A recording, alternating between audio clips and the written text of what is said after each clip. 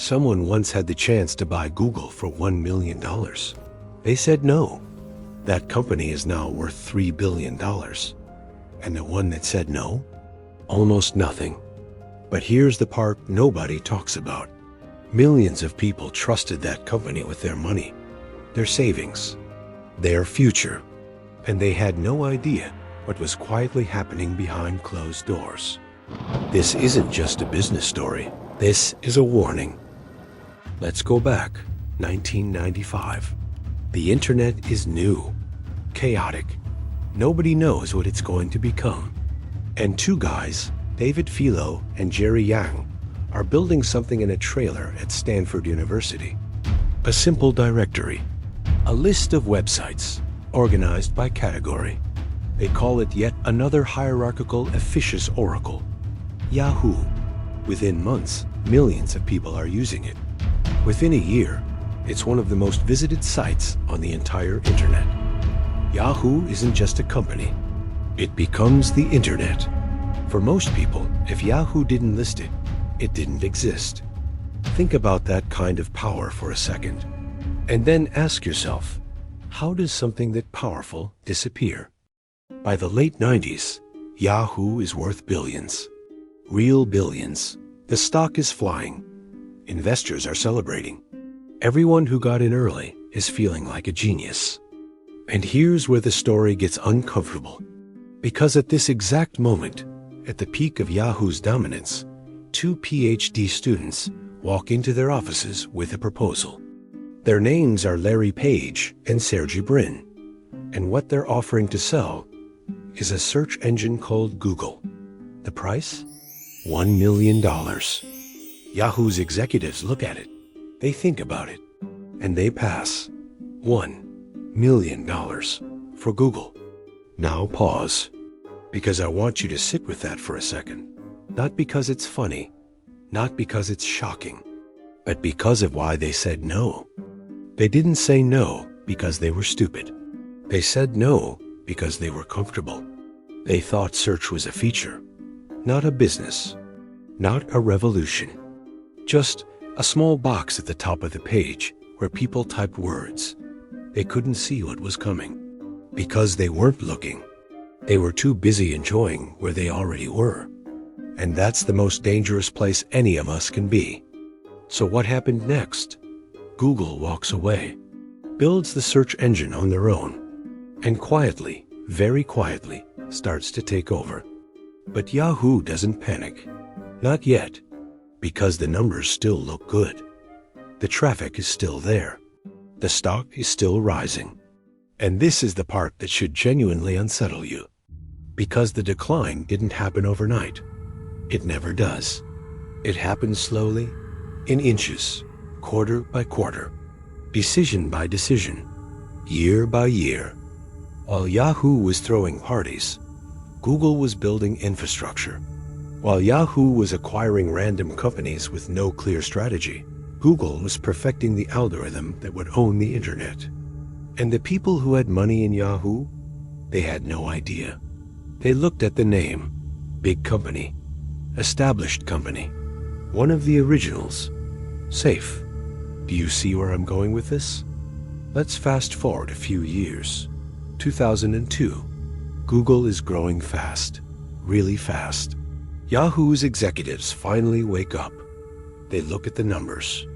They look at Google's trajectory. And they decide we need to buy them. They offer to acquire Google for $3 billion. $3 billion. Larry Page and Sergey Brin look at the offer.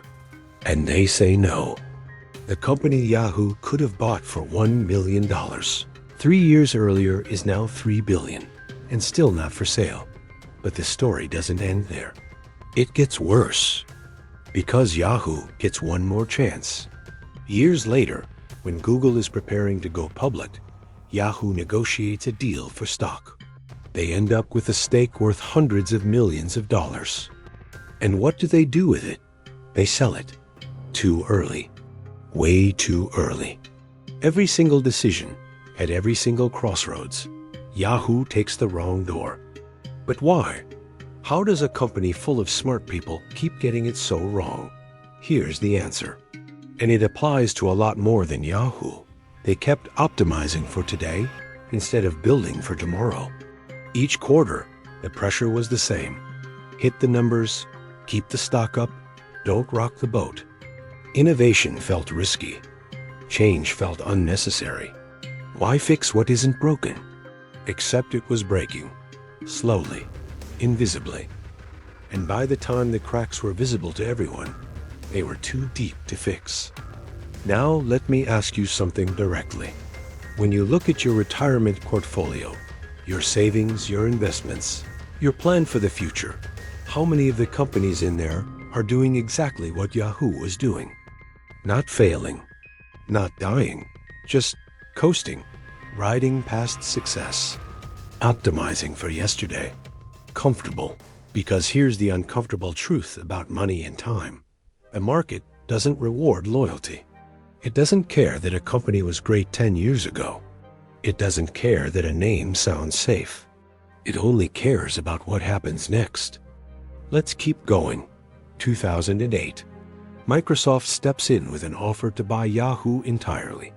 $44.6 billion. The CEO at the time, Jerry Yang, one of the founders, turns it down. He thinks it undervalues the company. He thinks Yahoo still has a future on its own. The board fights. Investors revolt. The deal falls apart. 1 year later, Yahoo's market value has collapsed by over 70%. The offer they turned down, $44 billion, would have been the win of a lifetime. Instead, they chased a number that no longer existed.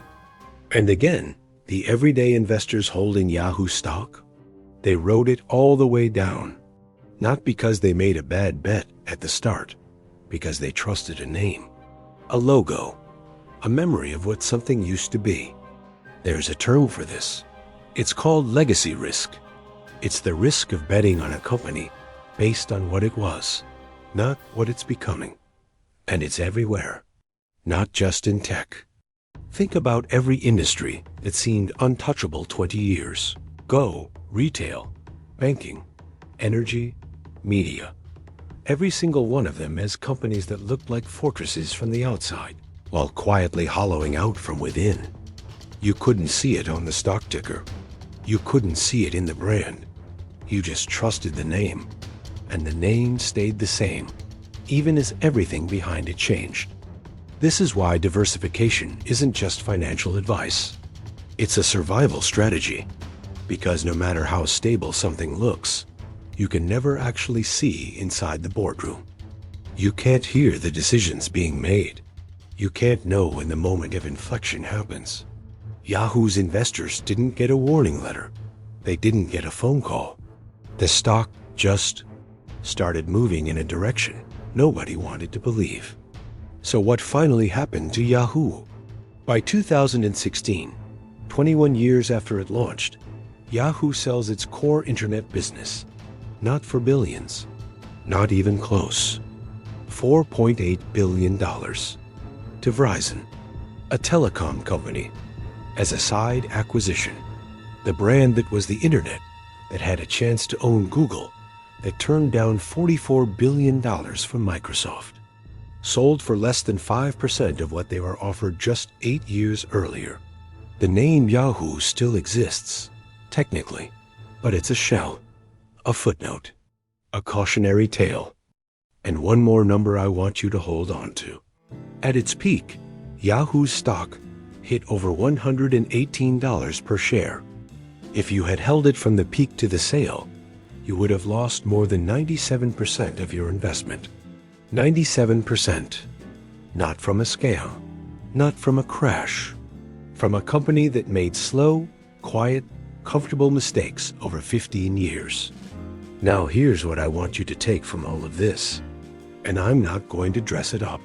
The people who lost money on Yahoo weren't reckless gamblers. Most of them were exactly like you. Careful people, responsible people. People who did their research and chose what looked like a safe bet. They just forgot one thing. Safe-looking and safe are not the same thing. The market moves. Technology moves. consumer habits move. And any company, no matter how dominant, no matter how established, can get left behind if it stops moving with it. This is especially true right now, because the pace of change has never been faster. The companies that look unshakable today are facing disruptions that didn't even exist 5 years ago. Artificial intelligence, shifting demographics, new energy, new platforms, new ways of doing everything. The question isn't whether industries will change. The question is, when they do, where is your money? You don't have to predict the future. Nobody can. But you can build a portfolio that doesn't depend on any single company being right about its future. You can diversify across sectors, across geographies, across different types of assets, so that when the next Yahoo starts making its slow, invisible mistakes, you're not writing it down to zero. The best investors don't try to pick winners. They try to make sure that no single loser can take everything from them. That's not pessimism. That's how you protect 30, 40 years of work. And here's the final thought I'll leave you with. Right now, somewhere, there's a company in your portfolio that looks exactly the way Yahoo looked in 1999. Dominant, trusted, safe. The question isn't if it will ever face a crossroads like Yahoo did. The question is, when it does, will you be able to see it in time? Because Yahoo's investors couldn't, and most of them never knew what hit them.